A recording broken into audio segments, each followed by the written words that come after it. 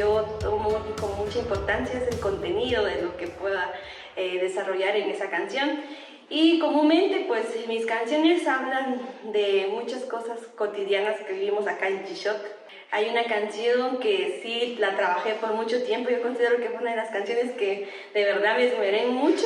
O sea, sentía que era una canción que tenía como un significado muy profundo, porque a las personas que les quería dedicar precisamente esta canción las aprecio y valoro mucho el trabajo que están realizando. Este es un proceso, son distintos procesos y hay otros que han salido, por ejemplo, en una hora, que realmente tengo mucha creatividad en un momento y fluye y la termino. O hay otras, a veces donde yo me inspiro mucho, son los atardeceres, por ejemplo, que me encantan los atardeceres. Y se me surgen melodías y entonces ya luego cada atardecer que voy viendo, ya las voy como construyendo en mi mente las melodías. Empecé a componer unas canciones